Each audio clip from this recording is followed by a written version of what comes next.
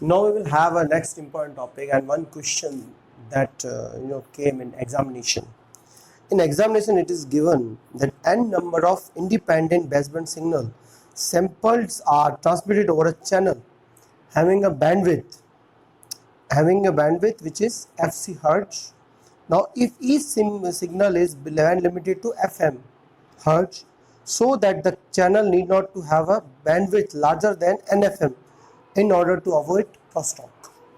Now, what you have need to calculate is there is a signal out there, and multiple signals are multiplex. Now, these multiplex in a TDM manner. FC is the frequency at which they have been multiplexed, and this is the carrier frequency they have been modulated. We need to understand how we can calculate a particular frequency. There will not be any crosstalk. I am talking about this question because this question came in the examination of various universities, and it is a possibility that they can talk about crosstalk. Now, what is the possibility that a particular signal being sent over or a channel without being crosstalked? So we need to calculate that, and that is the reason I am giving you this example as well as this question. Now, what is happening is, like a particular signals, three signals have been multiplexed. This is x1, here it is x2, here it is x3, and this is xn. If n number of signals are there, xn is there, and again x1 and so on. Now these impulses are sent over the particular channel.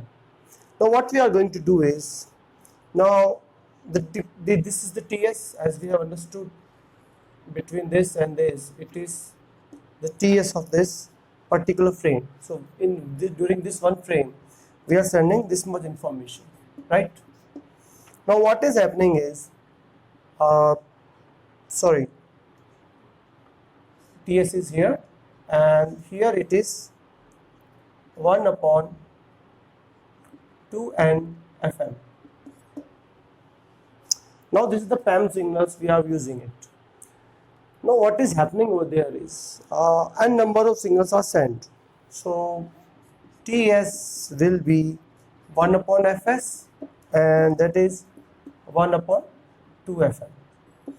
This is the sampling frequency, and we can check the minimum sampling frequency, or we can say the Nyquist rate, by using this impulse. So spacing between two consecutive signals will be 1 upon 2n fm, spacing between the two consecutive samples. If you want to check, so this is the spacing between two samples, right? So spacing between the two samples will be derived from this equation only. Now what is happening is, if you want to check impulse from various pulses is there, and if it is a band limited, so the spectrum will be like this. Here 0, here minus fc, and this is fc. This is the particular band spectrum of a signal, and this is HF. Now during this, if this is the carrier frequency being used, minus fc to fc, the signal will be transmitted and signal will be there till amount of this time. The signal is band limited. So we use LPF, low pass filter, for this one. Now response is over there. Now if you want to calculate YT, and this is the transform, if you want to check the impulse response, so HT will be inverse Fourier transform of HF HF is the resultant signal at which where we are sending those pulses. Now if you want to calculate the output response after sending the information, yt equals to ht equals to this one, and it will be calculated using this.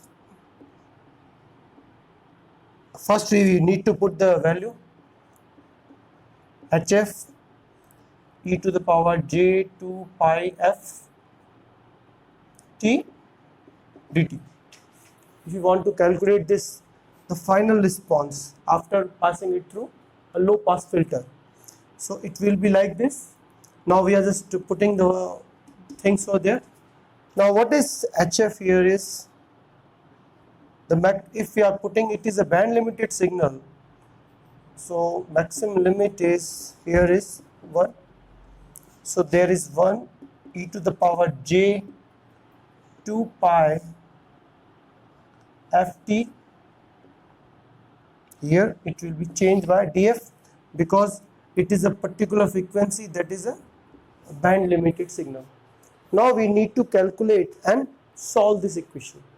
What is happening is this the frequency range, instead of taking between minus infinity to infinity, we are choosing a carrier frequency, and this will be a band limited signal.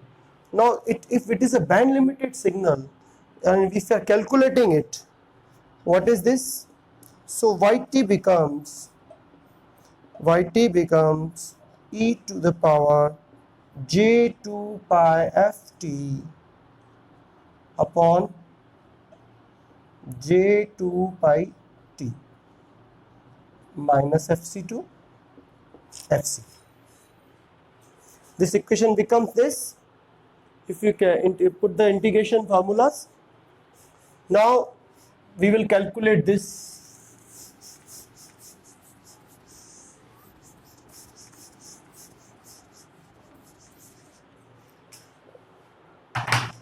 Just note it down first and just pause it for a second and just note it down, these formulas and these pictures, because these graphs will not be available afterwards.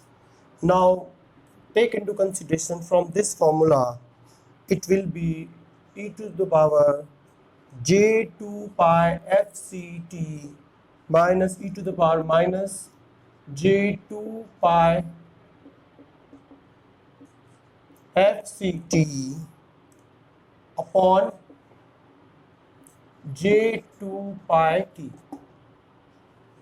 Now we can take this 1 upon pi t outside, and it will become a j 2 pi fct minus e to the power minus j 2 pi fct upon, here pi t has been taken out, so it will become j2 or 2j. Now Euler's identity, we have this, understand this equation can be solved by Euler's form. Now Euler's formula can be used over there. How we are going to use it? By using Euler's formula. You need to understand this Euler's formula. It will become yt become 1 upon pi t sine 2 pi fct.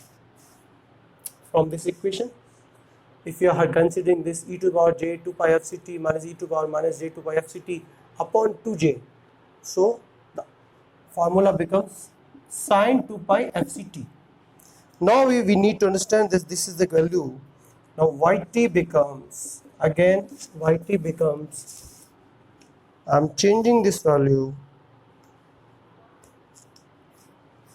to fc into sine 2 pi fct upon 2 pi fct, and the last one becomes 2fc .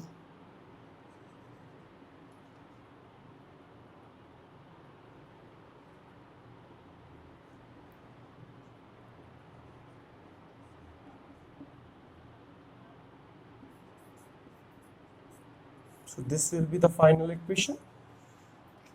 This will become the final equation. We have already gone through this. We used the Euler's formula to solve this equation.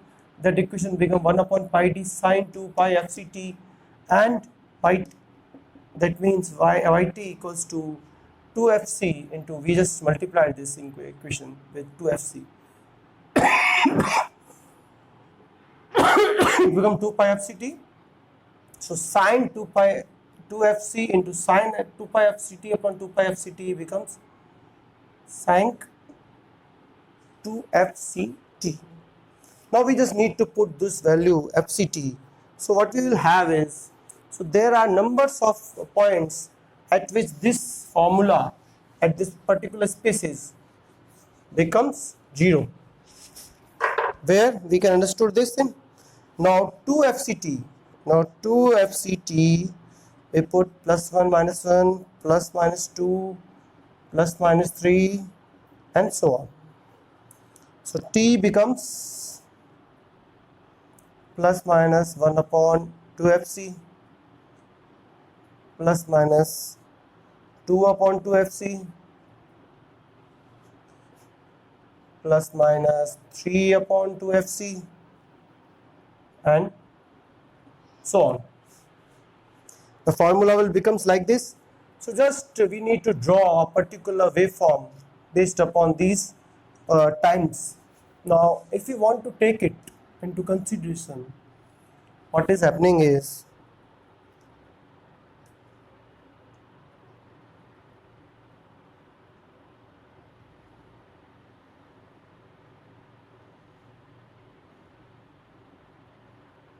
at this point of time it is minus 1 by 2 fc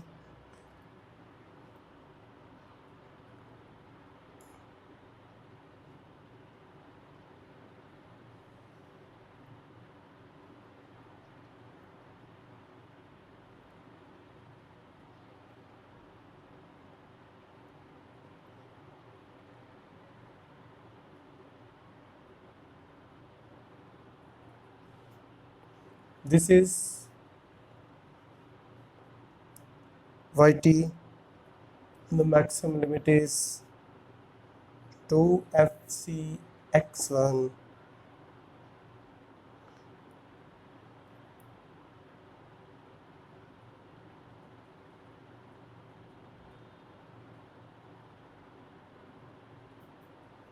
now this one is the x2.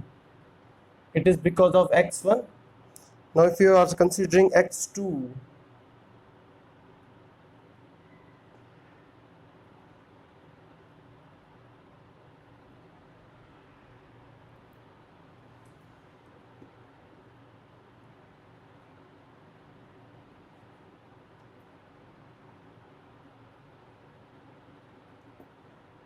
now if you are considering this, this is 0, here it is 1 upon 2 fc positive, here it is 2 upon 2 fc positive and so on.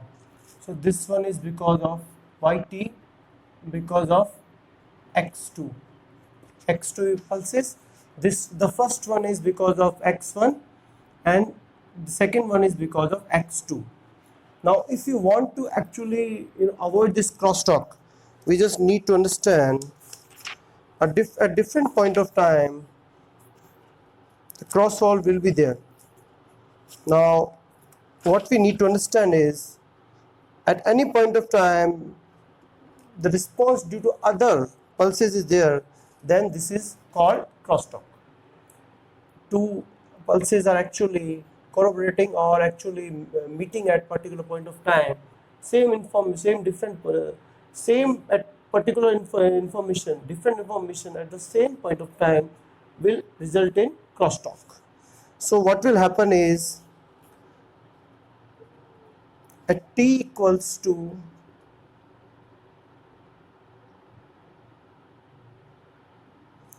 0, at t equals to 0, at this point of time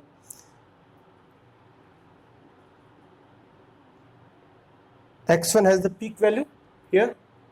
At the same time, at t equals to 1 upon 2 fc, x2 has, here x1 has peak value like this, and here x2 has peak value at 1 upon 2 fc. So we can understand at t equals to 0 plus minus 1 upon 2 fc plus minus 2 upon 2 fc, and other point of time the crosstalk will be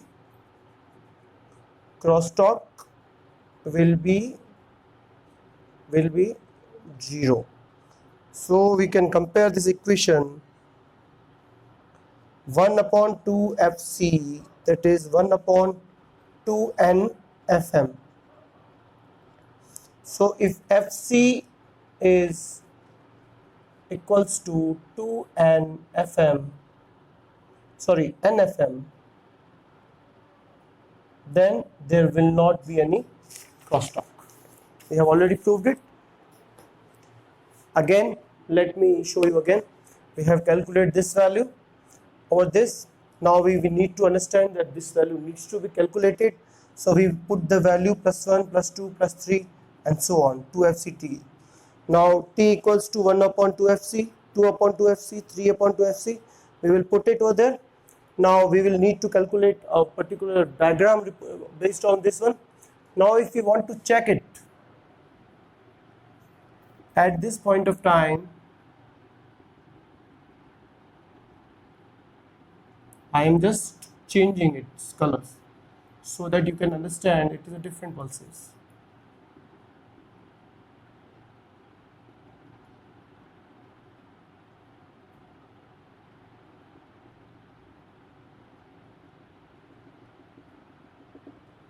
Here at this point of time, here this is the x1's pulse and this is the x2's pulse.